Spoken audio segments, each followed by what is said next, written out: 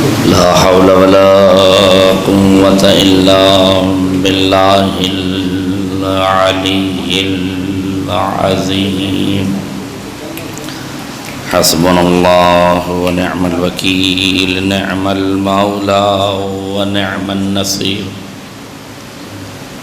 الحمد لله رب العالمين والصلاة والسلام على أشرف الأنبياء والمرسلين هو الذي صاحب التاج والمعراج والبراق والعلم دافع البلاء والوباء والقحط والمرض والألم اسمه مكتوب مرفوع منقوش في اللوح والقلم جسمه مقدس معطر مطهر منور في البيت والحرم وصلى الله على سيد الثقلين ونبي الحرمين وإمام القبلتين ومحبوب رب المشرقين والمغربين مولى الكونين جد الحسنين أبي القاسم محمد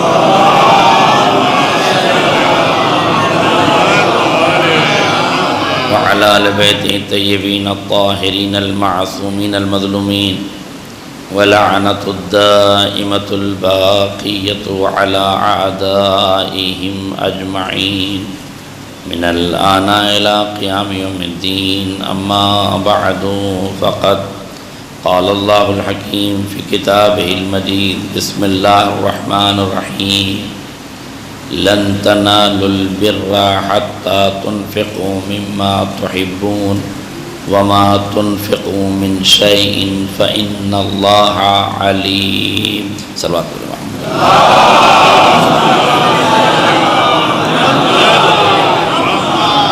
آپ حضرات سے گزارش ہے کہ ایک مرتبہ سورہ حمد اور 3 مرتبہ سورہ اخلاص کی طرح سنا کر مرحومہ جنت الکبریٰ بنت سید یعقوب مرحوم کو یعقوب حسین حضرات گرامی قدر بزرگان ملت دوستان عزیز علماء اعلام طلاب ذوی الاحترام مجلس ایصال ثواب کی ہے اور وہ بھی ایک ماں کے ایصال ثواب کی مجلس ہے بالعموم جب ماں کے ایصال ثواب کی مجلس ہوتی ہے تو یا صدیقہ طاہرہ کا ذکر ہوتا ہے یا جناب زینب علیہ مقام کا ذکر ہوتا ہے مگر میری کوشش ہے کہ آج اس ماں کا بھی تذکرہ کیا جائے جس کا تذکرہ بہت کم ہوتا ہے اور اس ماں کا نام ہے مادر ابی الفضل عباس حضرت فاطمہ کلابیہ الملقب ام البنین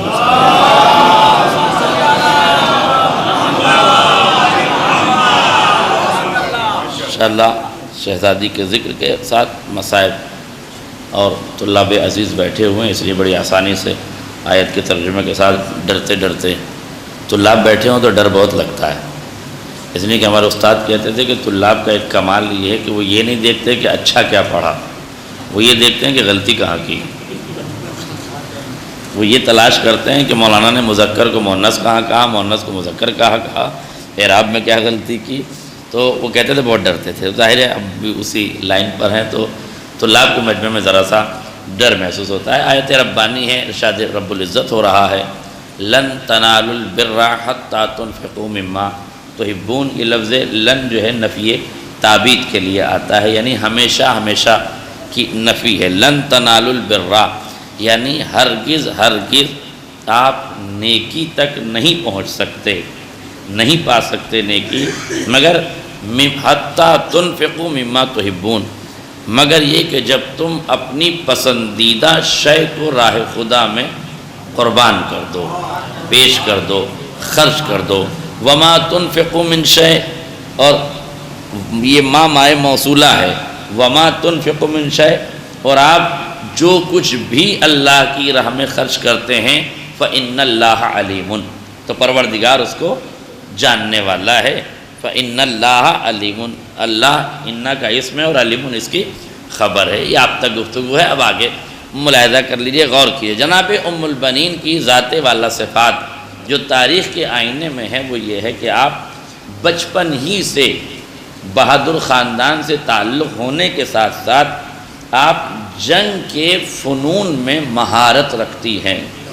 تلوار بازی آپ کو بچپن ہی سے سکھائی گئی، نیزہ برداری کا فن آپ کو بچپن ہی سے سکھایا گیا، اور اہل علم اہل شعور بیٹھے ہوئے ہیں۔ ایک جملہ اور کہہ دوں، نیزہ برداری یہ خاصہ تھی بنی کلاب کی۔ دیکھیے ایک جملہ ہے، تھوڑی سی تمہید میں ہی آ رہی ہے بات، حالانکہ یہ بات میں مجھے کہنی چاہیے، لیکن یہیں سے بنی کلاب کی عظمت ملاحظہ فرما رہے ہیں۔ بالکل آپ کو معلوم ہے کہ مولائے کائنات نے جناب عقیل کو بلا کے کہا کہ میرے لیے ایک بہادر خاندان کا انتخاب کرو۔ میں علماء سے طلاب سے پوچھ رہا ہوں کہ کیا عالم عرب میں کوئی بنی ہاشم سے زیادہ بہادر قبیلہ تھا؟ اہل شعور تشریف فرمائیں۔ بنی ہاشم سے بہادر کوئی قبیلہ تھا؟ یقین جانیے پورے عالم عرب میں بنی ہاشم سے بہادر کوئی قبیلہ نہیں تھا، اور دلیل یہ ہے کہ جب دار الندوہ نامی جگہ پر نبی کو قتل کرنے کی سازش رچی گئی تو یہی طے ہوا کہ اگر کسی ایک قبیلے نے نبی کا گھر گھیرا تو بنی ہاشم اسے زندہ نہیں چھوڑیں گے۔ اس لیے عالم عرب کی ساری طاقتیں اکٹھا ہوئی، تب جا کے نبی کے گھر کو ایک رات میں گھیرا گیا، اور اسی رات جس رات نبی کے گھر کو گھیرا گیا حکم ربانی ہوا، نبی یہاں سے ہجرت کر جاؤ، اپنی جگہ علی کو سلا جاؤ۔ اچھا نبی کو قتل کرنے آئے تھے تو علی کو چھوڑا کیوں؟ انہیں معلوم ہے یہ علی 40 قبیلے نہیں 40,000 قبیلوں پہ تنہا، 40,000 قبیلوں پہ تنہا باری۔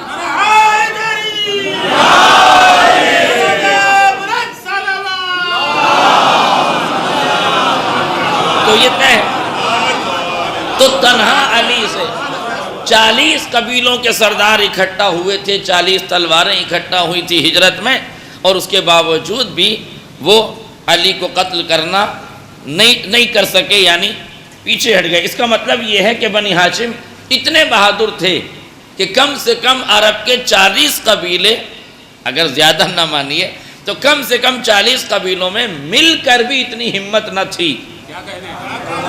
اب توجہ کیجئے، میں عظمت بڑھا رہا ہوں بنی کلاب کی، کہ جس شخص کو 40 قبیلے مل کر بھی جس کی نیند میں خلل نہ ڈال سکے،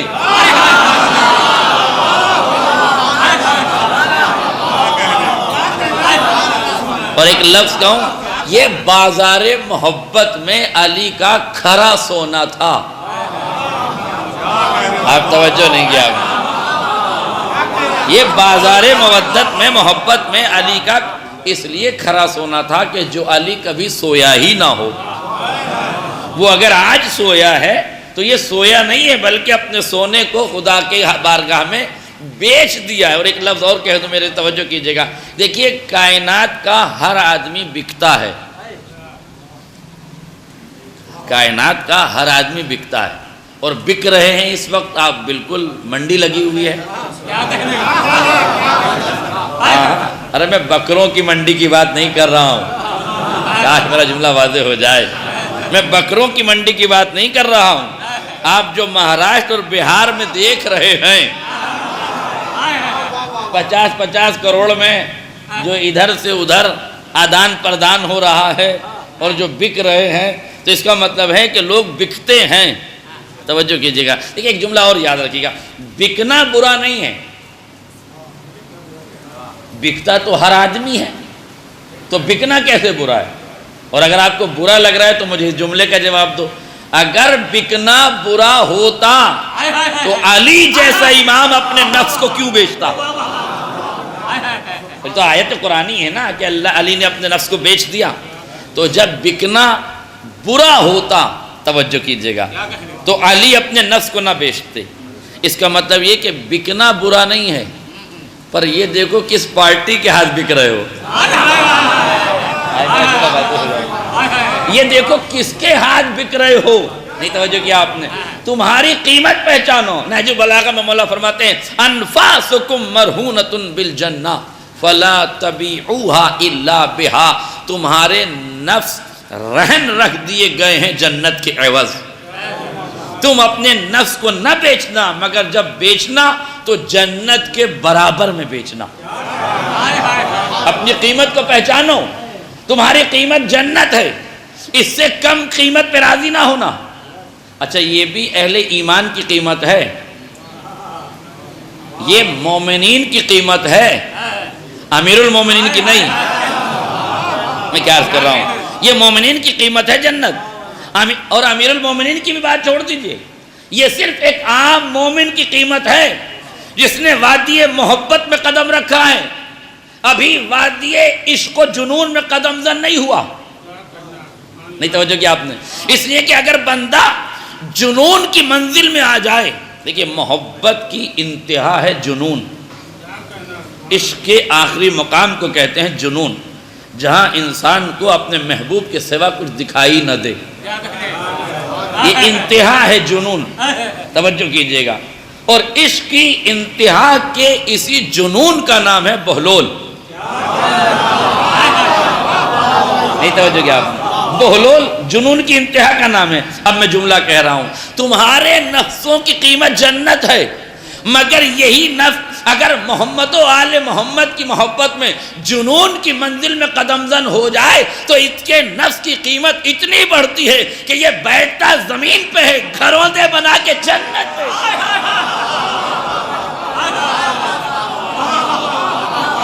گھروں دے بنا کے جنت پہ. غور کیجئے گا میں کیا عرض کر رہا تھا. بہرحال الکلام و یجر الکلام، بات سے بات نکلتی ہے اور بڑی طولانی ہو جاتی ہے، لمبی ہو جاتی ہے. میں واپس اپنی بات کو سمیٹ رہا ہوں. تو بنی ہاشم سے بہادر کوئی قبیلہ تھا. علماء اکرام توجہ کریں گے، میں اپنے موضوع پہ ہوں. بنی ہاشم سے بہادر کوئی قبیلہ نہیں تھا. پھر علی کی چاہت اور عقیل کا حسن انتخاب جا کے بنی کلاب پر کیوں ٹھہرا؟ توجہ کیجئے گا میرے عزیزوں.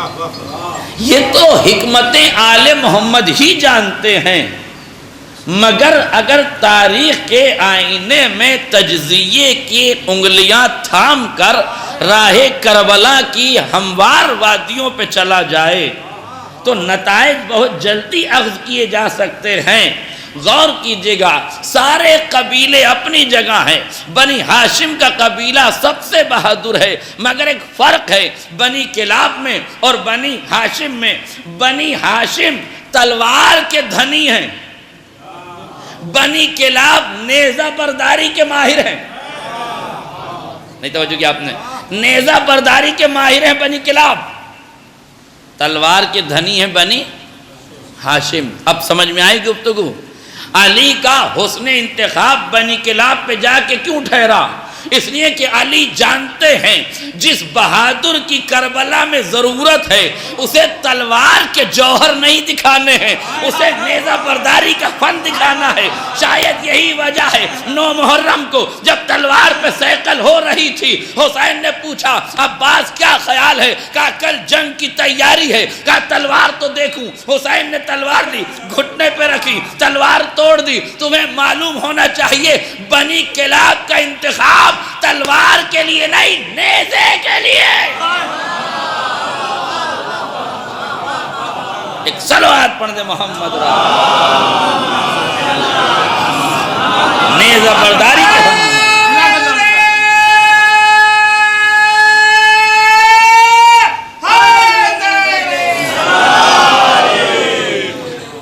لہذا جناب ام البنین ابتدا ہی سے بہادر قبیلے سے تعلق رکھتی ہیں، بچپن ہی سے بہادر ہیں.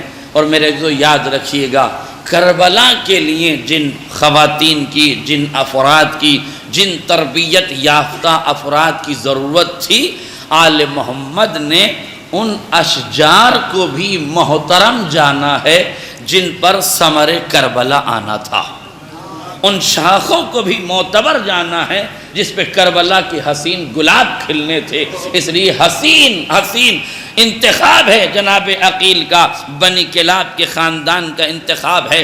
غور کیجئے گا، جب بنی کلاب کا انتخاب ہے اور ام البنین بچپن ہی سے بہادر قبیلے سے تعلق رکھتی ہیں، بہادر ہیں، تو خالی بہادری ہی نہیں چاہیے بلکہ اور بھی کردار ہونے چاہیے جس کی کربلا میں ضرورت ہے۔ توجہ کیجئے گا، جن کرداروں کی کربلا میں ضرورت ہے وہ کردار بچپن ہی سے ان کی روحوں میں، ان کے وجود میں سرایت کیے ہوئے ہونے چاہیے۔ اس لیے جناب ام البنین کے بچپن کا ایک چھوٹا سا واقعہ سماعت کر لیں تاکہ اس دوربین نظر کا آپ کو اندازہ ہو کہ علی نے کیوں کربلا کے لیے ایسی آغوشوں کا انتخاب کیا ہے۔ حسن انتخاب علی کو سمجھیے، حکمت حلال مشکلات کو سمجھیے، شعور علی کو ملاحظہ کیجئے کہ کربلا کے لیے کن آغوشوں کا انتخاب ہوا ہے، کن افراد کا انتخاب ہوا ہے، کن لوگوں کو معین کیا گیا ہے۔ میں نے کبھی یہ جملہ کہا تھا، حسین کے ساتھ مدینے سے ایک بھیڑ چلی تھی جو مکے تک آئی۔ مکے میں جب قاتلوں کو حاجیوں کے لباس میں دیکھا تو لوگ پیچھے ہٹ گئے۔ دیکھیے، جب کسی تحریک کے لیے کوئی آگے بڑھتا ہے تو جیسے جیسے تحریک شہرت پاتی ہے ویسے ویسے لوگ جڑتے رہتے ہیں۔ یہ تنہا حسین کی تحریک تھی کہ جیسے جیسے حسین آگے بڑھ رہے تھے ویسے ویسے لوگ پیچھے ہٹ رہے تھے۔ کیوں؟ کہ اس لیے کہ کربلا جاہلوں کی آماجگاہ نہیں ہے، اہل شعور کی منزل ہے۔ اس جگہ جانے کے لیے جذباتیوں کی ضرورت نہیں ہے، اہل عقل و شعور کی ضرورت ہے، اس لیے لوگ پیچھے ہٹ رہے تھے۔ غور کیجئے گا تو ملاحظہ کیجئے، میں جو عرض کرنا چاہتا ہوں کہ بچپن ہی سے جن لوگوں پر اعتبار کیا جاتا ہے وہ کون ہوتے ہیں اور کیسی آغوشوں میں تربیت پاتے ہیں کربلا کے جوان۔ ملاحظہ کیجئے، جناب ام البنین کے والد جناب حزام، جناب حزام جس شہر میں رہتے ہیں اس شہر کا ماحول تھوڑا سا ادبی اور اخلاقی لحاظ سے خراب ہونے لگا۔ ظاہر ہے آپ دیکھ رہے ہیں کتنی آسانی سے محبت کی فضا کو نفرت کی فضا بنایا جا سکتا ہے، کتنی آسانی سے نفرتیں پروسی جا رہی ہیں اور نفرتیں کھلائی جا رہی ہیں، اور نفرتوں کے اثرات بھی آپ دیکھ رہے ہیں کہ کس طریقے سے اس امن پسند ملک کے باشندے اب دہشت پر آمادہ ہو چکے ہیں۔ ظاہر ہے کہ جو انسان جو بوئے گا وہی کاٹے گا۔ جب آپ نفرتیں بانٹیں گے تو نتیجے میں نفرتیں ہی پائیں گے۔ گرچہ ہم اس نفرت کی مخالفت کرتے ہیں، ہم اس کی مذمت کرتے ہیں، جو بھی دہشت ملک عزیز میں ہو رہی ہے ہم اس کے ساتھ نہیں دیتے، ہم اس کی مذمت کرتے ہیں، لیکن پھر بھی یہ بات سمجھنا چاہیے۔ جناب حزام نے دیکھا کہ شہر کے حالات، جس شہر میں رہتے ہیں حالات کچھ خراب ہیں، فوراً وہاں سے ہجرت فرمائی۔ اس لفظ ہجرت پر غور کر لیجیے۔ ہجرت کا مطلب کیا ہوا؟ یعنی جس علاقے میں رہتے تھے وہاں سے خود بخود چلے گئے۔ کیوں؟ تاکہ اپنا دین محفوظ رہ جائے، بچوں کی تربیت کی جائے۔ دیکھیے، ہجرت ترقیوں کا زینہ ہے۔ ہجرت یعنی گھر چھوڑ کے جانا، یہ ترقیوں کا زینہ ہے۔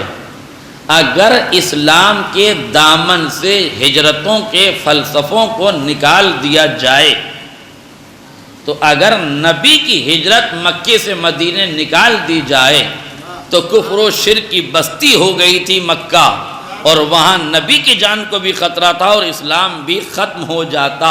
مگر نبی نے ہجرت کا سہارا لیا، مکے سے باہر نکلے، مدینے میں اسلام پھیل گیا۔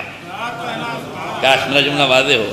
اور جب مدینے میں نبی نے اسلام کو ترقی دی اور پھر شرپسندوں نے اسلام پر قبضہ کر لیا تو اب علی کو ضرورت ہوئی کہ اب یہاں سے بھی ہجرت کی جائے، تو علی نے مدینے سے ہجرت فرمائی کوفے کی جانب، تاکہ جو تصویر ظلم حکومت اسلامیہ کے چہرے میں دکھائی دے رہی ہے اس کا خاتمہ کر کے تصویر عدالت دکھائی جائے۔ اس لیے مکہ چھوڑ کے نبی مدینہ آئے تھے، مدینہ چھوڑ کے علی کوفہ چلے گئے۔ توجہ، اس کا مطلب یہ کہ نبی نے اسلام کو ترقی دلائی ہجرت سے، علی نے اسلام کو پروان چڑھایا ہجرت سے۔ اب اگر حسین مدینے میں قتل ہو جاتے تو شہادت تو مل جاتی پر اسلام پروان نہ چڑھتا، اس لیے حسین مدینے سے نکلے، کربلا کا ریگزار آباد کیا۔ مجھے جملہ کہنے دیجئے، ارے جب ہجرتیں اسمتوں کو فائدہ پہنچاتی ہیں تو تم ہجرتیں کرو گے تو فائدہ کیوں نہ ہوگا؟ مجھے بتائیے، کسی ڈاکٹر کا نام بتائیے جو آپ کے سماج میں ہو، وہ گاؤں میں رہ کے ڈاکٹر بن گیا ہو۔ کسی انجینئر کا نام بتائیے جو آپ کے گھر میں انجینئر بن گیا ہو، گاؤں میں رہ کے انجینئر بن گیا ہو۔ کسی اچھے پروفیسر کا نام بتائیے، کسی اچھے خطیب کا نام بتائیے، کسی عالم دین کا نام بتائیے جو گھر میں رہ کے عالم دین بن گیا ہو۔ نہیں میرے عزیزوں، جب تک بچہ گھر سے باہر نہیں نکلتا، یہ پیغام ہے، ہجرت کا پیغام سمجھیے، اپنے بچوں کو گھر سے باہر نکالیے تعلیم کے لیے، انہیں دور دراز علاقوں میں بھیجیے تعلیم کے حصول کے لیے، تبھی یہ ترقی کر سکتے ہیں۔ ماں کی آغوش میں گرم نوالے کھا کے سایہ عاطفت میں رہ کے پروان چڑھنے والے بچے جسم تو بنا سکتے ہیں، علم کا کمال حاصل نہیں کر سکتے۔ مگر وہ بچے جو ماں کے سائے عاطفت کو چھوڑ دیتے ہیں، گرم نوالے چھوڑ کر سفر میں رہتے ہیں، دور دراز علاقوں میں رہتے ہیں، شب کی تاریکی میں کبھی پانی پی کے سو جاتے ہیں، کبھی سوکھی روٹی کھا کے سو جاتے ہیں، ان کے جسم ضرور لاغر ملیں گے مگر علم کے کمال پہ یہ لوگ فائز ہیں، یہ علم کے کمال پہ ملیں گے۔ تم گھر رہو گے تو مادے کی لذت سے آشنا رہو گے، تم باہر نکلو گے تو روحانی غذاؤں کے لذتوں سے آشنا رہو گے۔ اسی لیے نابغہ روزگار جناب شیخ طوسی علیہ الرحمہ فرماتے ہیں کہ جب میں کسی مسئلے کو سلجھا لیا کرتا تھا، شب کی تاریکی میں بیٹھے ہیں، یہ علماء طلاب بیٹھے ہیں، کسی عبارت میں الجھے ہوئے ہوں اور عبارت کچھ غور و فکر کے بعد سلجھ جائے، شعراء بیٹھے ہوئے ہوں، مصرع نہ لگ رہا ہو کئی دن سے، تکدو کے بعد بھی کوئی مصرع نہیں لگ رہا، اور اچانک سے مولا کی عطا ہو گئی کوئی مصرع لگ گیا، تو یہ جو مصرع لگا ہے نا، اب اس کی لذت آپ محسوس کر سکتے ہیں۔ یہ جو عبارت حل ہوئی ہے نا، اس کی لذت یہ طلاب محسوس کر سکتے ہیں۔ اس لیے نابغہ روزگار جناب شیخ طوسی علیہ الرحمہ فرماتے ہیں کہ جب شب کی تاریکی میں ہم کسی علمی مسئلے کو حل کر کے اس گتھی کو سلجھا لیا کرتے تھے تو دروازہ کھولتے تھے اپنے روم کا، اپنے کمرے کا، اور دروازہ کھول کے اپنی چارپائی پہ زور زور سے اچکتے تھے اور اپنے ہاتھوں کو بلند کر کے کہتے تھے این الملوک و این ابناء الملوک، کہاں ہیں بادشاہ اور کہاں ہیں بادشاہ زادے؟ انہیں مرغ و مسلم اور مرغ و ماہی پر دسترخوان پر جو لذتیں نہیں ملتی، وہ ہمیں شب کی تاریکی میں مسئلے کو سلجھا کے جو لذت ملتی۔ اپنی قوم کے بچوں کو مرغ و ماہی کی لذتوں سے نہیں، علم و ہنر کی لذتوں سے آشنا کرو، انہیں علم کی لذت سکھاؤ، انہیں بتاؤ کہ علم کتنا لذیذ ہوتا ہے۔ جس دن قوم تشیع کے بچے لذت علم سے آشنا ہو جائیں گے، اس دن حکومتیں ان کے قدموں میں ہوں گی، یہ کسی کے تلوے نہیں چاٹ سکتے، یہ کسی کے تلوے نہیں چاٹیں گے، مگر انہیں ہجرتوں کے پیمانے چھلکانے پڑیں گے، دامن صبر کو تھامنا پڑے گا، تحمل کے مزاج میں ڈھلنا پڑے گا، شعور و آگہی کا ثبوت دینا پڑے گا، بصیرت اور بصارت کو واہ کرنا پڑے گا، عقل کے دریچوں کو کھولنا پڑے گا، شب کی تاریکی میں اپنی آنکھوں کے چراغوں کو روشن کرنا ہوگا۔ میرے عزیزوں، آپ غلط فہمی کا شکار ہیں کہ فلانے لوگوں نے ملک پر قبضہ کر لیا ہے، فلانے لوگوں نے ہر ڈپارٹمنٹ میں اپنے لوگوں کو بٹھا دیا ہے۔ آپ غلط فہمی میں ہیں۔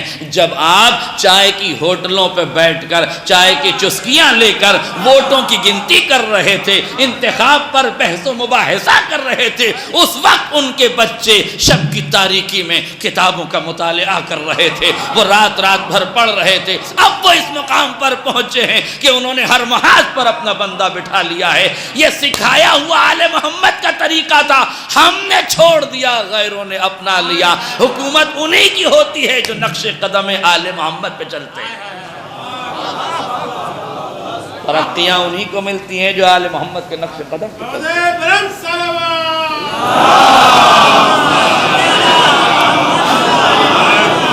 اس لیے اپنے بچوں کو ہجرتوں کی راہوں سے آشنا کرو. یہ پرخطر راہیں ہیں ہجرتوں کی, یہ کٹھن راہیں ہیں ہجرتوں کی. ان میں آب شیریں نہیں ملتا, ان میں لذت طعام نہیں ملتی, لذت شراب نہیں ملتی. یہ بھوک اور پیاس کا راستہ ہے, یہ مصیبتوں کا راستہ ہے, یہ صبر و ضبط کا راستہ ہے. مگر جب ہجرتوں کے راستوں کو انسان پار کر لیتا ہے تو اس کا وجود خود ایک چشمہ شیریں بن جاتا ہے.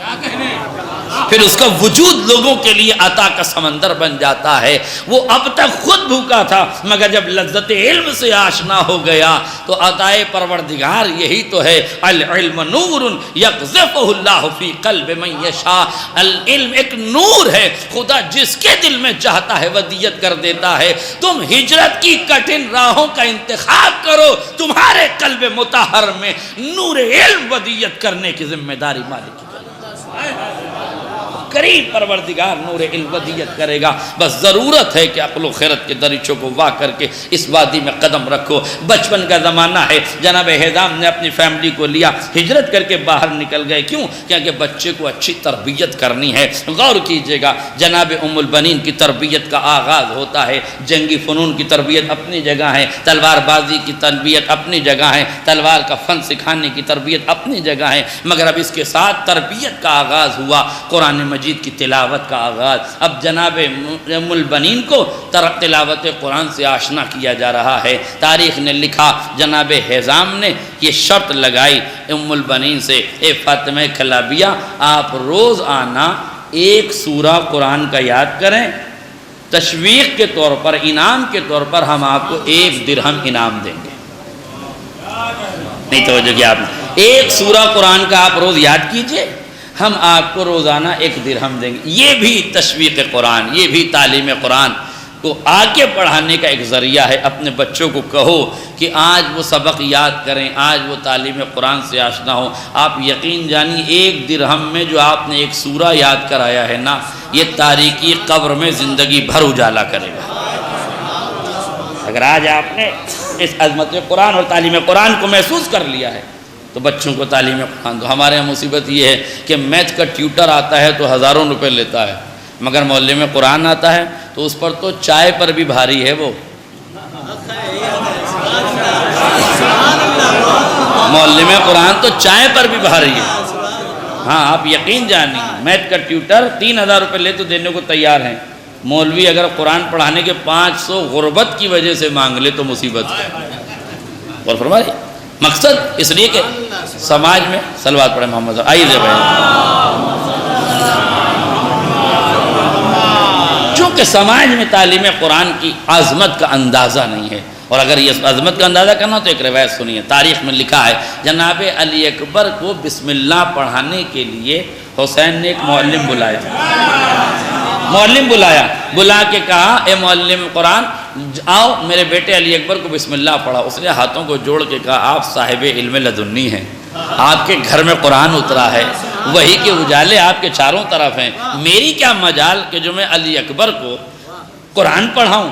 آپ نے کہا ہم دنیا کو عظمت قرآن کے تقاضوں سے آشنا کرنا چاہتے ہیں, آپ بسم اللہ پڑھائیے, ہم آپ کو حکم دیتے ہیں. بندہ آگے بڑھا, علی اکبر کے سامنے بیٹھا اور کہا کہو بیٹا بسم اللہ الرحمن الرحیم. جناب علی اکبر کا بچپن ہے, چھوٹے چھوٹے لب ہیں, آہستہ سے فرمایا بسم اللہ الرحمن الرحیم. امام نے پوچھا پڑھا دیا؟ کہا جی مولا پڑھا دیا. اب کہتا مولا اجازت دیجئے. وہ جانے لگا, امام نے کہا رکو.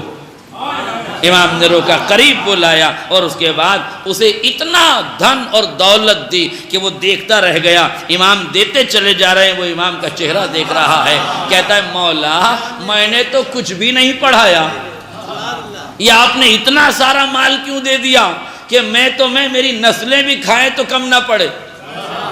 یہ اتنا درہم و دینار, یہ اتنی اشرفیاں, یہ اتنے قیمتی جواہرات دینے کی ضرورت کیا تھی؟ مولا مسکرائے اور مسکرا کے فرمایا میں تجھے نہیں دے رہا ہوں, معلم قرآن کو دے رہا ہوں. آج میرا جملہ واضح ہو. کہا مولا میں نے کچھ بھی نہیں پڑھایا. میرا مولا مسکرایا, مسکرا کے کہتا ہے سن معلم قرآن, تو نے جو اکبر کو پڑھایا ہے وہ کبھی ختم نہیں ہوگا, ہاں جو میں نے تجھے دیا ہے اس کے ختم ہونے کے امکان ہیں. جو مال دیا ہے وہ ختم ہو جائے گا، وہ خرچ ہو جائے گا، وہ کم ہو جائے گا، مگر جو تو نے پڑھایا ہے نہ وہ خرچ ہوگا نہ وہ کم ہوگا۔ یہ ہے عظمت تعلیم قرآن جو ہمارے سماج میں رائج ہونا چاہیے۔ میرے عزیزو غور کیجئے، مجلس میں آ کے صرف سبحان اللہ کہنے سے کام نہیں چلے گا، گھر جا کے سوچنا پڑے گا کہ کس بات پہ سبحان اللہ کہہ کے آئیں۔ ایسا تو نہیں ہے کہ سماج میں ہم کچھ اور ہیں اور امام باڑے میں آ کے کچھ اور ہے۔ اس لیے جیسے امام باڑے میں رہیے ویسے امام بارگاہ میں رہیے، ویسے باہر بھی رہیے۔ یہاں اگر آپ اس نظریے پر ہیں کہ آپ معلم قرآن کی عظمت کا خیال رکھیں گے تو صلوات پڑھ کے اظہار کیجئے۔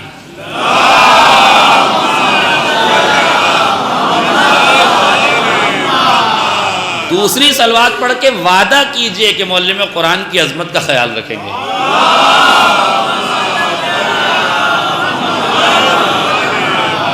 غور فرمائیے آپ، جناب حزام نے کہا روزانہ ایک سورہ یاد کریے۔ دیکھیے جماعت انشاءاللہ 12:30 پہ ہوگی، طے تو یہ تھا کہ 12:15 پہ ممبر دیا جائے اور 11:15 پہ دیا جائے، 12:15 پہ ہم اتر جائیں۔ میں کوشش کروں گا کہ 12:30 تک بات مکمل ہو جائے تاکہ اول وقت سے بہت زیادہ دیر نہ ہو۔ البتہ یہ کہ جماعت اس فضیلت کا ادراک کر لے گی، لیکن پھر بھی کوشش کی جائے کہ 12:30 تک انشاءاللہ میں اگر 2-4 منٹ اوپر ہو گئے تو ہو گئے، ورنہ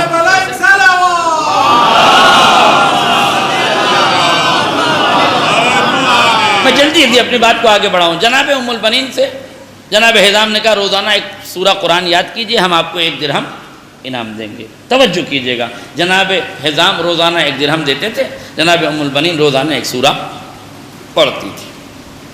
ایک دن دروازے پر ایک فقیر مانگنے کے لیے آیا۔ جناب ام البنین کی طبیعت ناساز تھی۔ مادر جناب ام البنین آئیں اور فقیر کو کچھ سامان دیا، جیسے عام طور سے دروازے پہ مانگنے والے کو دے دیا جاتا ہے۔ سوال دیا اور دینے کے بعد واپس پلٹ رہی تھی۔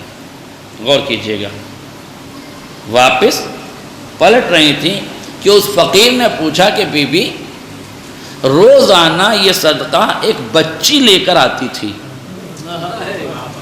آج آپ لے کر آئی ہیں تو وہ بچی کہاں گئی؟ وہ بچی کہاں ہے؟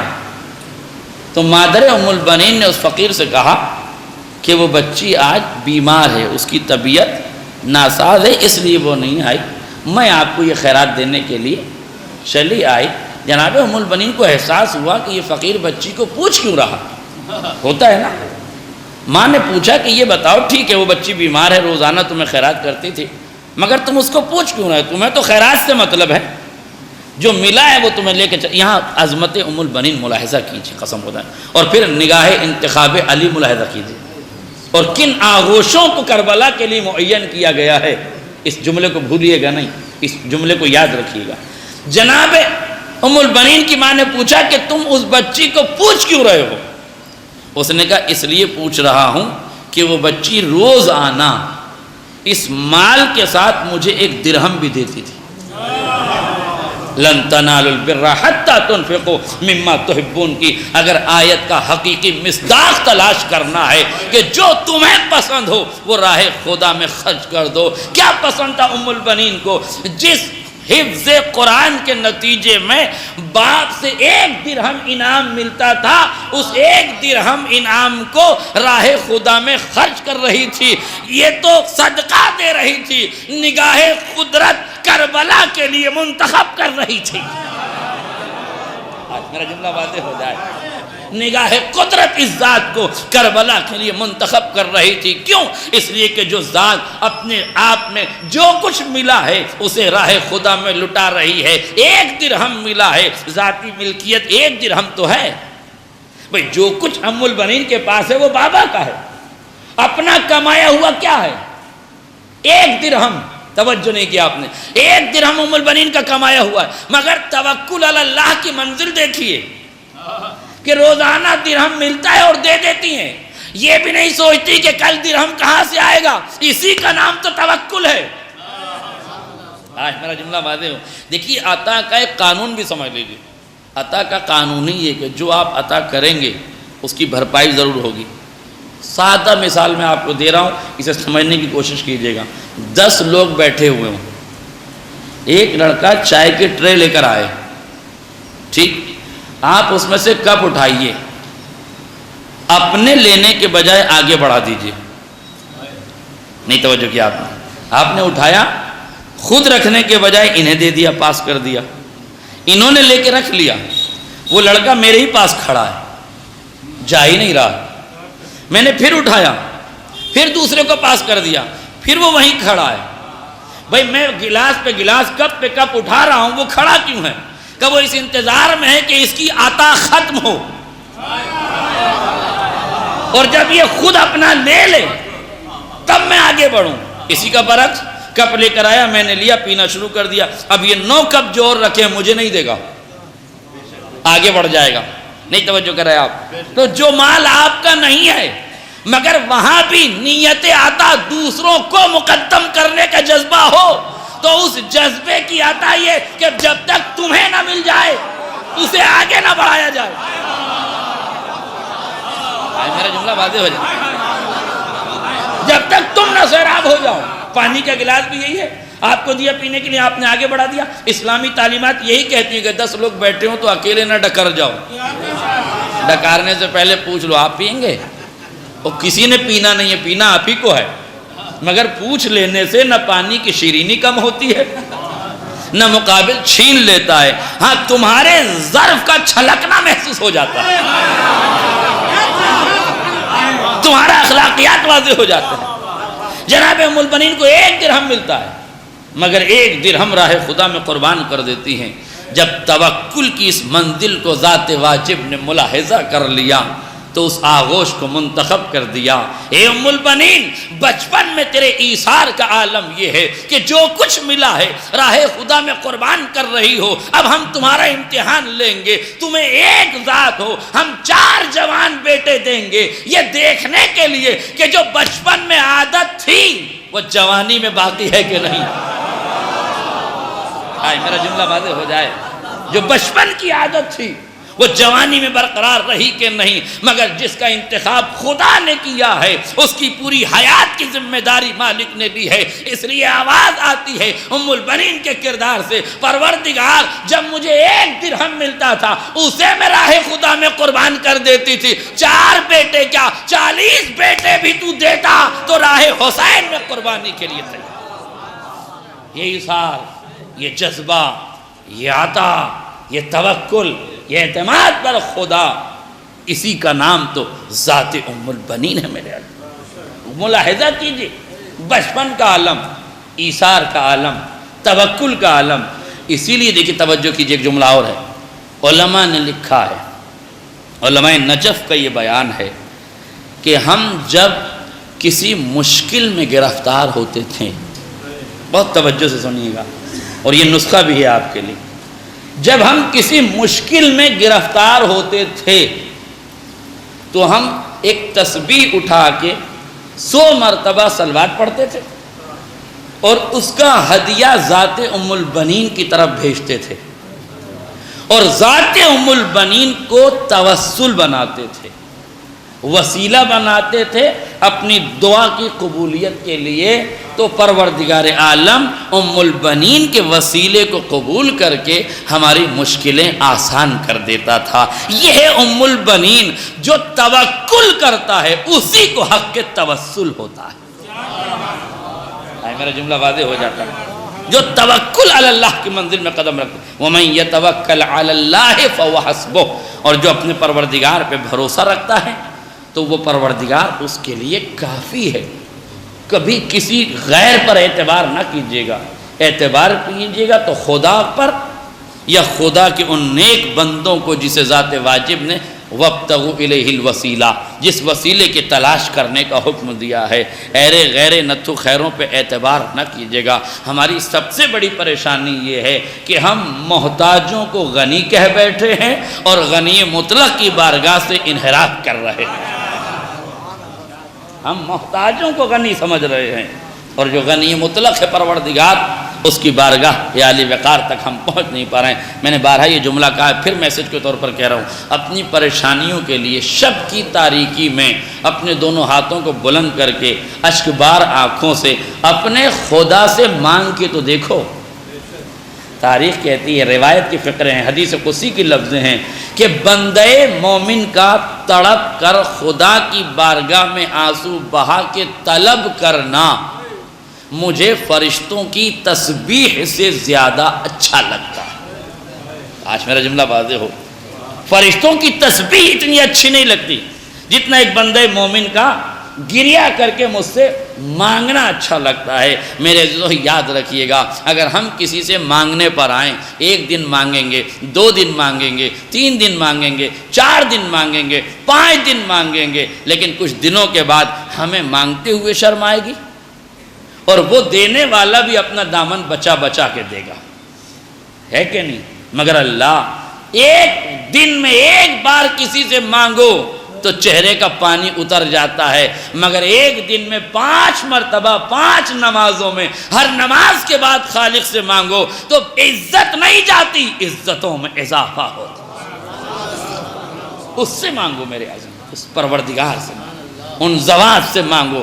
ہماری مصیبت یہ کہ ہم نے ہر غیرے نتو خیرے آنے شانے کانے کے پاس تعویذوں کے لیے پہنچ گئے ہیں، نہیں پہنچے ہیں تو مصلی عبادت تک نہیں پہنچے، اور ایسے ایسے پہنچے ہوئے کے پاس پہنچے ہیں جو نالی پہ بیٹھا ہوا ہے، وہ بہت بڑا شانا اور کانا ہے، اور خواتین اس لمحے میں کچھ آگے ہی ہیں۔ علامہ جوادی نے پوچھا کہ یہ جو نالی کے پاس بیٹھا ہوا فقیر ہے، اس سے جو آپ اپنی تعویذ لے کے جا رہی ہیں کیوں؟ کہنے لگے یہ بہت پہنچا ہوا ہے۔ کہا نجاست تک تو ہم نے دیکھ ہی لیا ہے کہ پہنچ گیا ہے، اما جو خود طہارت تک نہ پہنچے وہ کسی کو ہدایت کیا دے سکتا ہے؟ تو نالیوں پہ بیٹھے ہوئے آڑے شانوں سے تعویذ لینے سے اچھا ہے مصلی عبادت پہ بیٹھ کے خالق کو یاد کرو، ام البنین جیسی ذات سے توسل کرو۔ تمہارے لیے معصوموں کی ذات تو کجا، غیر معصوم کی ذاتیں اتنی معتبر ہیں کہ تمہیں غیروں کے دروازے پہ جانے کی ضرورت کیا ہے؟ غیروں کے دروازے پہ تو وہ قوم جاتی ہے جس کے پاس کچھ نہ ہو، وہ دوسروں کے بغلیں جھانکتی ہیں، جن کے پاس سب کچھ ہے انہیں دوسروں کے یہاں جانے کی ضرورت نہیں ہے۔ جب توسل اور توکل کی یہ منزل ہوتی ہے تو خدا توسل عطا کرتا ہے۔ بہت غور کیجئے، ایک جملہ کہنا چاہتا ہوں، جب ماں بچپن ہی سے ایثار کے اس جذبے سے سرشار ہو تو اس ماں کی عطا کا حق تھا کہ اس کی گود میں عام بچہ نہیں باب الحوائج دیا جائے۔ تو فقیر جس کے عطا کا انتظار کر رہا ہے، اس ذات کا حق تھا کہ اس کی آغوش میں اب ایک ایسا دروازہ رکھ دیا جائے جو حاجتوں کا دروازہ۔ آپ نے غور نہیں کیا، بچپن میں کیا جانے والا ایثار ام البنین کی قسمت کو اتنا چمکا گیا کہ پھر اسے ایسا بیٹا دیا گیا جس بیٹے کا کمال یہ رکھا گیا کہ اسے عصمتوں نے باب الحوائج کہا۔ باب الحوائج یعنی حاجتوں کا دروازہ، جس کے دروازے پہ جا کے حاجتیں پوری ہو جاتی ہوں۔ یہ اور بات ہے، جن کے ہاتھ ہوں اور ہاتھوں سے دیں وہ اپنی جگہ ہیں، جو ہاتھوں کو کٹا کے اتنا دے دے کہ دنیا باب الحوائج کہے۔ اس بی بی کا حق تھا کہ اسے ایسے بچے دے، اس بی بی کا حق تھا۔ میرے آپ کی آواز بلند ہو رہی ہے، بس کچھ دیر میرے پاس اور ہے، آپ توجہ کریں۔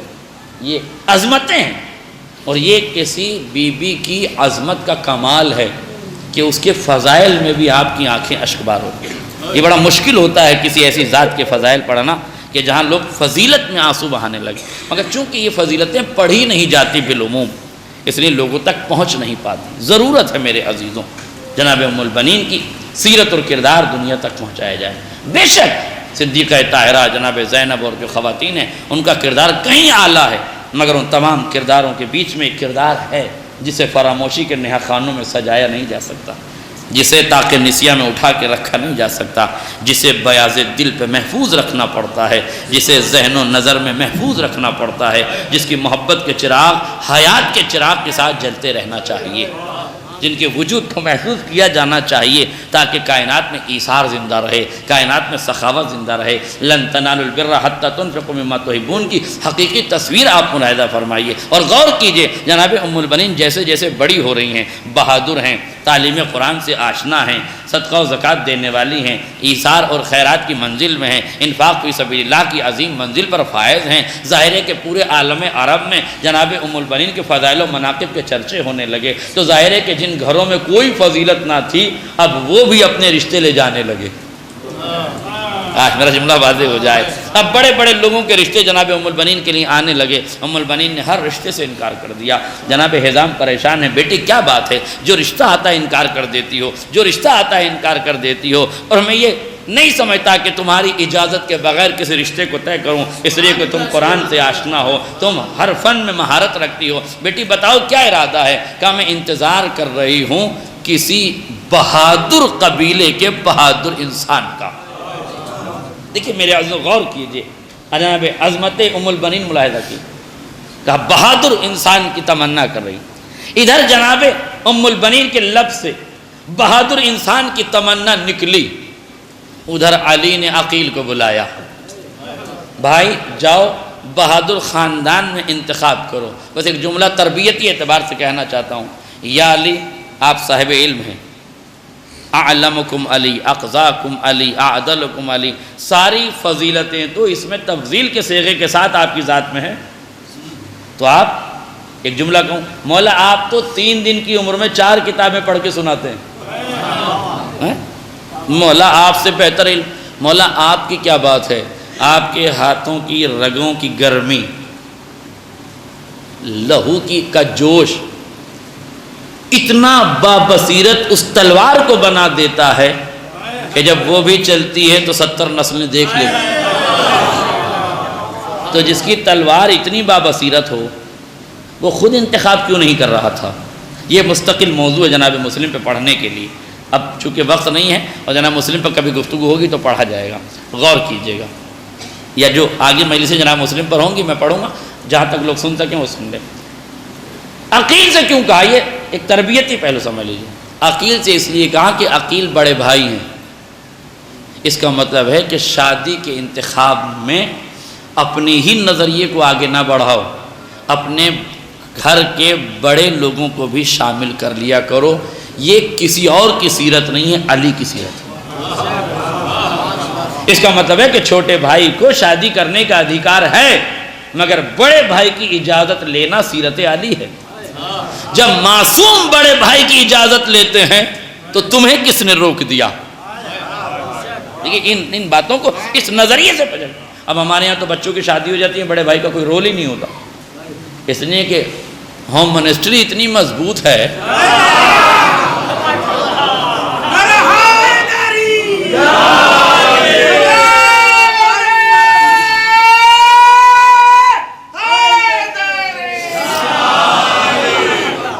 اب ایک جملہ اگر برا نہ مانے تو کہہ دوں، اور ایک ہی جملہ کہوں گا، اور جو اس جملے کو، جو نوجوان، بزرگوں سے معذرت، جو نوجوان اس جملے کو سن کے سمجھ جائیں انہیں میری طرف سے سبحان اللہ، اور جو نہ سمجھے پھر تو خدا ہی سمجھے۔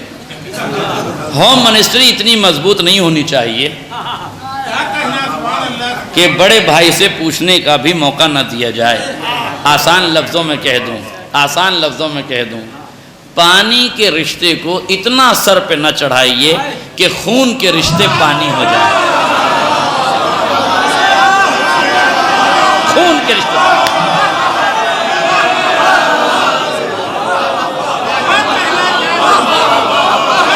پانی کے رشتے کو اتنا سر پہ نہ چڑھائیے کہ سماج میں خون کے رشتے پانی ہو جائیں۔ اگر ان معیارات کو سامنے رکھا جائے تو پھر اختلافات نہیں ہوتے، پھر لڑائیاں نہیں ہوتی۔ اور محرم آ رہا ہے، اس سے جوڑ کے ایک بات کہہ دوں، کیا کروں، وقت میری گھڑی تیزی سے بھاگ رہی ہے، ایک جملہ سن لیجیے۔ دیکھیے جب امام سے بیعت کا بالکل الگ سے ہے، مگر چونکہ محرم آ رہا ہے پھر پتہ نہیں کب ملاقات آپ سے ہو، اس لیے جلدی یہ بات کہہ رہا ہوں۔ جب امام سے بیعت کا مطالبہ کیا گیا تو پیغام پہنچا، حاکم شام نے کس کو بھیجا؟ ولید کو۔ ٹھیک، ولید کون ہے؟ ولید بن عتبہ بن ابو سفیان، ابو سفیان کا پوتا ولید، عتبہ کا بیٹا۔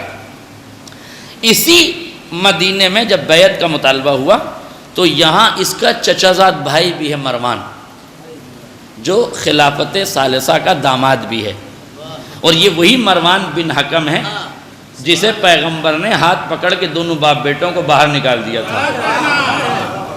یعنی کیا آپ سمجھے کہ باہر نکال، مدینے سے باہر نکال دیا تھا. ہاں بہت اچھا آپ نے لفظ کہا. اب مجھے نہ کہلوائیے، میں ممبر پہ بیٹھا ہوں، آپ نیچے سے بول دیجئے اور سمجھ جائیے تاکہ بات بہت آسان. ہاں بھائی بولوں گا یہاں تک جائے گی دور تک، تو اس لیے آپ ہی بولیے صاحب، میرے لفظوں پہ اعتبار نہ کیجئے، جو میں کہہ رہا ہوں وہ سمجھ لیجئے. کسے ہاتھ پکڑ کے نکالا؟ مروان کو اور اس کے باپ کو. خلافت ثالثہ نے کیا کیا؟ واپس بلا لیا اور پھر داماد بنا لیا. اب جملہ کہنا چاہتا ہوں، اے امت مسلمہ، کچھ تو شرم و حیا کرو، کچھ تو لحاظ رکھو. جسے نبی ہاتھ پکڑ کے باہر نکالیں اسے تو خلافت داماد بنا لے، اور نبوت جس داماد کو ہاتھوں پہ اٹھا کے دکھائے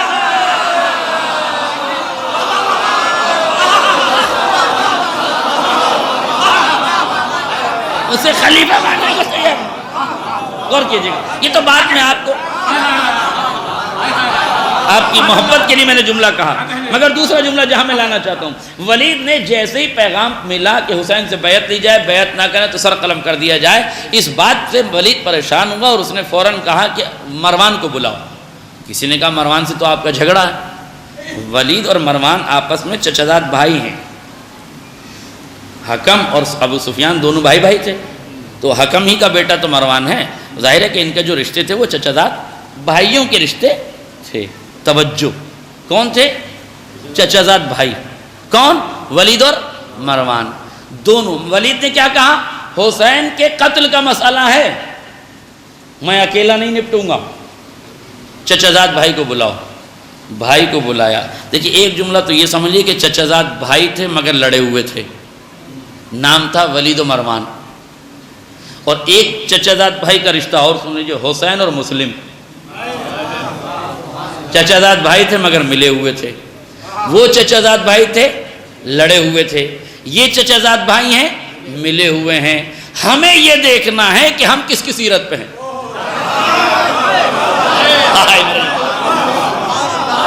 ہمیں یہ دیکھنا ہے، کہیں ایسا تو نہیں ہے امام باڑے میں تو حسین و مسلم کی بات ہے، گھر جا کے سیرت مروان و ولید کی ہے.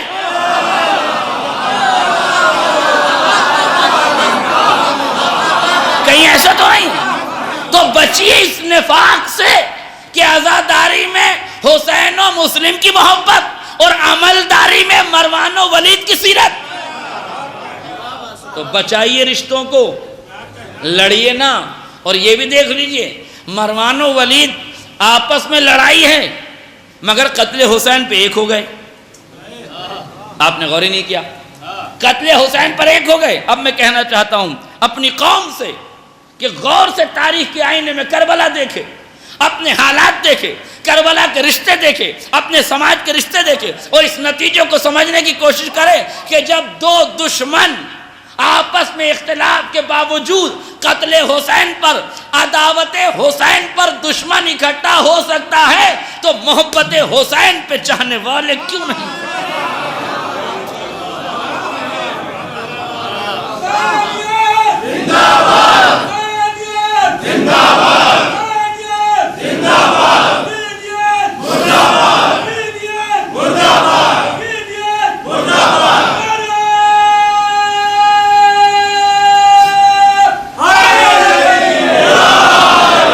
ہماری ذمہ داری ہے کہ ہم محبت حسین پہ اکٹھا ہوں. یہ غلط بات ہے کہ جیسے فلح کے غم پہ محرم کا چاند نمودار ہوا، انجمن بازیاں شروع ہو گئیں، امام باڑے کو امام باڑے سے لڑوانا شروع کر دیا، مجلسوں کو مجلسوں سے ٹکرانا شروع کر دیا، نوے خانوں کو نوے خانوں سے دست گریباں کرنا شروع کر دیا. چار ذاکر جس سماج میں آ گئے، ذاکر کو ہٹا کے ملا کو ہٹا کے مرغا لڑانا شروع کر دیا. تمہارا مرغا جیت رہا ہے کہ میرا مرغا، تمہارے یہاں اچھی مجلس ہو رہی تو اچھی بری مجلس کیا ہوتی ہے؟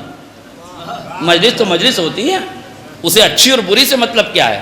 اس لیے غور کیجئے کہ جو آیا ہے ذکر حسین کرنے اس کی عزت کیجئے، نہ کسی ایسے ویسے کو اتنی داد دیجئے کہ وہ اوقات بھول جائے، نہ کسی عالم دین کو اتنا خاموش رکھیے کہ وہ پڑھنا چھوڑ دے.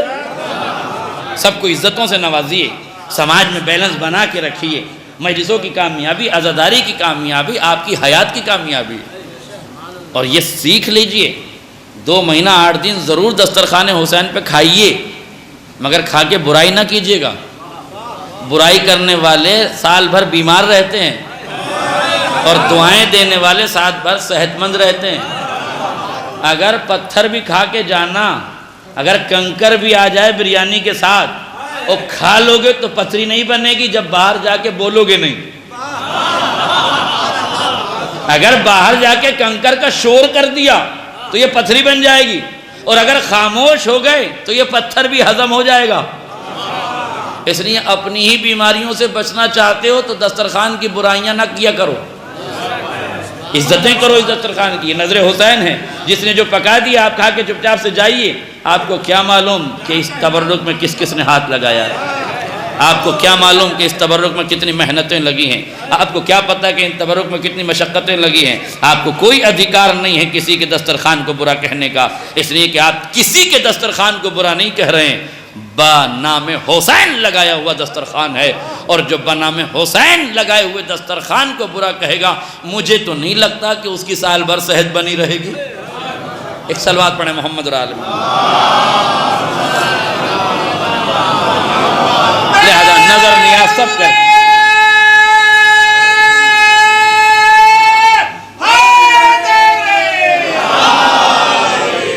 یہ الگ بات ہے کہ ان دوستوں کی محبتوں کا وقت بھی میری ہی محبت کے دامن میں آتا ہے، لہذا میں شکر گزار ہوں ان کی محبتوں کا، مگر ان کا وقت انہیں دے دیا جائے تو زیادہ بہتر ہے، اور میرا وقت اس میں نہ کاؤنٹ کیا جائے تو آپ کی محبت ہے، ٹھیک ہے نا؟ تو یہ جو نعروں کا ٹائم ہے 5 منٹ میرے پاس ہے کہ میں بڑھا دوں؟ ہے تو ان کی محبت، لکھنا تو میرے ہی نام میں چاہیے، مگر آپ کی محبت کے تقاضے ہونے چاہیے کہ انہیں الگ سے وقت دیا۔ بس غور کیجئے، میں نے ختم کر دی دعا، بہت جلدی میں اپنی بات کو عرض کر رہا ہوں۔ جیسے ہی جناب عقیل سے کام مولانے کے جاؤ بہادر خاندان کا انتخاب کرو، بنی کلاب کا انتخاب ہوا، جناب عقیل پیغام لے کے پہنچے۔ توجہ، ادھر جناب ام البنین اپنی والدہ کی آغوش میں لیٹی ہوئی، یعنی سر آغوش میں ہے، اور دونوں ماں بیٹے باتیں کر رہی ہیں۔ جناب ام البنین اپنی ماں سے کہہ رہی ہیں، اماں میں نے رات کو ایک خواب دیکھا ہے، اور خواب یہ دیکھا ہے کہ چاروں طرف اندھیرا چھایا ہوا تھا کہ اچانک پوری دنیا روشن ہوئی، اور میں نے دیکھا کہ کچھ ستارے اپنے حلقے سے چلے اور میری آغوش میں آ گئے۔ چاند اپنی چاندنی سے ہٹا، چاند اپنی جگہ کو چھوڑا اور میری آغوش میں آ گیا۔ اما سمجھ میں نہیں آتا کہ یہ چاند اور ستارے میری آغوش میں ٹوٹ کے کیوں آ رہے ہیں۔ ابھی ماں بیٹے کے درمیان گفتگو ہو رہی تھی، ادھر جناب عقیل حزام کے گھر پیغام دے کے پہنچے، ادھر حزام پیغام سن کے اپنے گھر میں داخل ہوئے، دیکھا دونوں ماں بیٹیاں باتیں کر رہی ہیں۔ جناب ام البنین کی روایت مکمل ہو اس سے پہلے جناب حزام خاموش کھڑے رہے۔ آپ نے پوری بات سن لی کہ میری آغوش میں چاند اور ستارے ٹوٹ کے آ رہے ہیں۔ جیسے ہی آپ نے روایت سنی، فرمایا ام البنین یہ تیرا خواب سچا ہو گیا، بنی ہاشم کا شہزادہ امیر عرب کا رشتہ تیرے لیے آ گیا، امیر عرب کا رشتہ تیرے لیے آ گیا ہے، علی جیسے بہادر انسان کا رشتہ تیرے لیے آ گیا ہے۔ جیسے ہی جناب ام البنین نے سنا، ماں کی آغوش سے اٹھی، مصلی عبادت پر آئی، سر کو سجدہ خالق میں رکھ دیا، شکر کے سجدے کرنے لگی ام البنین۔ آوازی پروردگار تیرا شکر ہے، میں تو کسی جوان کی تمنا میں تھی، تو نے تو جوانوں کے جوان امیر عرب مولائے کائنات صاحب ذوالفقار کا رشتہ میرے لیے لکھ دیا ہے۔ میری عظمت میں اس سے بڑی دلیل کیا ہوگی کہ میرے لیے علی جیسے بہادر کا رشتہ آیا ہے۔ لو عزاداروں شادی ہو گئی، بس 2 جملے سن لیجئے گفتگو مکمل ہو جائے۔ شادی ہو گئی، روایات کی روشنی میں، تاریخ کی روشنی میں یہ شادی یا 18 ہجری میں ہوئی ہے یا 16 ہجری میں ہوئی ہے، باختلاف تاریخ۔ آپ بتائیے ایک جملہ، کب شادی ہوئی؟ 18 میں یا 16 میں؟ پہلا بیٹا ام البنین کی آغوش میں کب آیا؟ 26 ہجری میں، یعنی 8 سال بعد۔ یا تو جس علی کو بہادر بیٹے کی تمنا تھی، جس تمنا کے لیے علی نے عقد کیا تھا، اس صاحب تمنا کی تمنا میں تاخیر کیوں؟ کوئی عام آدمی تو تمنا نہیں کر رہا تھا، علی جیسا بہادر تمنا کرے، مگر اس کی تمنا میں تاخیر کیوں؟ گلشن ام البنین پر پھول کیوں نہیں آ رہا؟ شجر آغوش ام البنین میں گلاب کیوں نہیں کھل رہا ہے؟ اس لیے نہیں کہ علی نہیں چاہ رہے ہیں، اس لیے کہ فاطمہ کلابیہ نہیں چاہ رہی ہیں۔ ام البنین نہیں چاہ رہی، کیوں؟ کہا یا علی مجھے اجازت دیجئے۔ اب جملہ سنیے تاریخ کا، اس سے بڑی فضیلت ام البنین کی بارگاہ میں نہیں پیش کی جا سکتی، اور اس سے بڑی عظمت کسی خاتون کی نہیں ہو سکتی جو ام البنین کے لب و لہجے نے اظہار کیا ہے۔ ام البنین فرماتی ہیں یا علی آپ میرے سید و سردار ہیں، مگر میری گزارش یہ ہے کہ آپ اتنا انتظار کر لیں کہ فاطمہ کے بچے بڑے ہو جائیں۔ بس گفتگو مکمل ہو گئی۔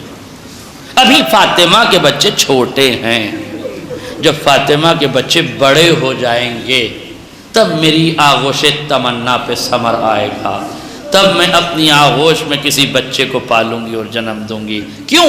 تاکہ حسن و حسین کو اپنے بچپنے کا احساس، زینب و ام کلثوم کے بچپنے کو میں پالوں۔ اور تاریخ کہتی ہے جب ام البنین بیت الشرف میں آئی ہیں، شہزادوں نے ماں کا استقبال ماں کہہ کے کیا ہے۔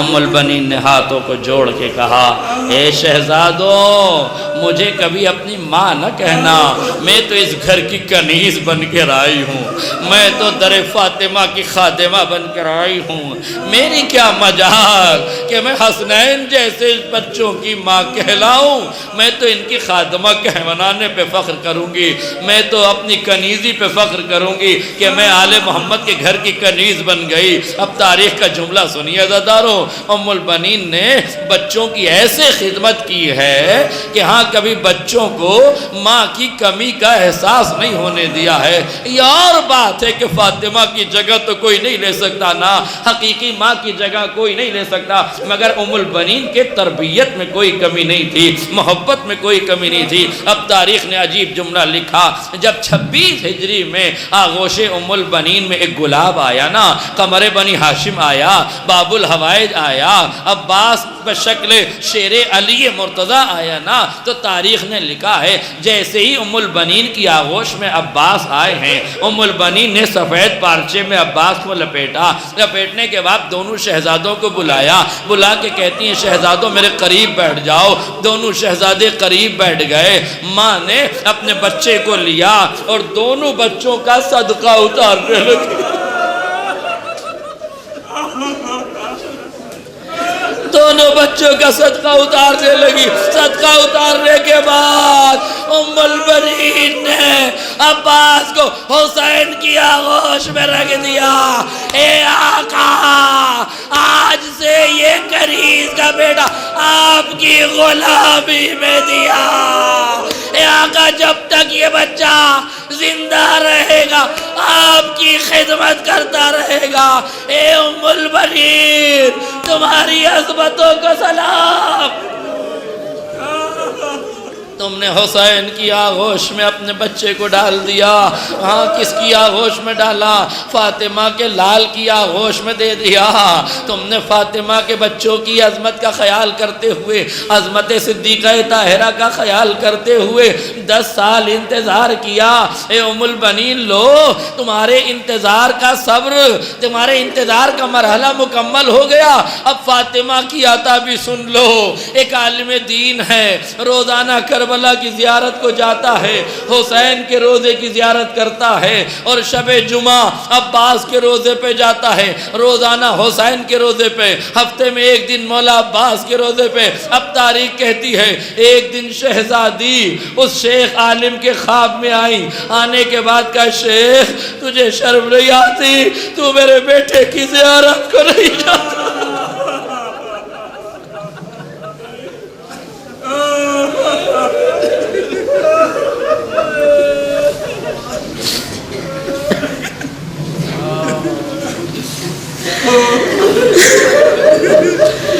شیخ تجھے شرم نہیں آتی، تو میرے بیٹے کی زیارت کو نہیں جاتا؟ شیخ لرز گیا، ہاتھوں کو جوڑا، تڑپ کے کہتا ہے بی بی روزانہ تو جاتا ہوں حسین کے روزے پہ، روزانہ تو جاتا ہوں مولا حسین کی زیارت کو۔ فاطمہ تڑپ کے کہتی ہے شیخ کیا عباس میرا بیٹا نہیں؟ شیخ کیا عباس میرا بیٹا نہیں؟ یہ ہے فاطمہ جیسی ماں۔ اے ام البنین اگر تم نے فاطمہ کے لاڈلوں کے لیے 10 سال انتظار کیا تو تیرے بیٹے کو فاطمہ نے اپنا بیٹا بری تیری عظمتوں پہ صلاح. تاریخ نے یہی لکھا جب لٹا ہوا قافلہ مدینے آیا کسی نے کہا حسین شہید ہو گئے. ام البنین ضعیفی کی عمر میں ہے. غیظ آیا جلال میں کھڑی ہوئی نجف کا رخ کیا ہاتھوں کو جوڑ کے کہا والی سن رہے ہو میرا آقا حسین شہید ہو گیا میں عباس کو دودھ نہ بخشوں گی. آقا میں حسین میرا آقا حسین شہید ہو گیا مولا میرے وارث میں وعدہ کرتی ہوں میں عباس کو دودھ نہ بخشوں گی. اتنے میں وہ رجس کا آگے بڑھا اے بی بی کیا کہہ رہی ہو ارے جب تک عباس زندہ تھے کس کی مجال حسین کی طرف نظر اٹھا کے دیکھے مگر جب شیر کے دونوں بازو کاٹ دیے گئے سر کے بل زمین پر آیا جب عباس شہید ہوا تب حسین نے کمر پکڑ کر کہا الان انکسر ظہری آخی وقلت حیلتی. ہاں حسین کی کمر ٹوٹ راہ چارہ جزاکم ربکم خیر. ان للہ و انا الیہ راجعون رضا بقضائہ وتسلیما لامرہ وسيعلم الذين ظلموا أي منقلب ينقلبون ربنا تقبل منا إنك أنت السميع العليم. یا اللہ یا اللہ یا رب یا کریم پروردگار واسطہ محمد علی محمد کے مختصر سے عبادت کو قبول فرما. رونے والی آوازوں پر رحمت نازل فرما. مالک جب تک زندہ رکھنا محمد و آل محمد کی محبت کے زندہ رکھنا. مالک جب موت دینا انہی کے ذکر کے صدقے میں موت دینا.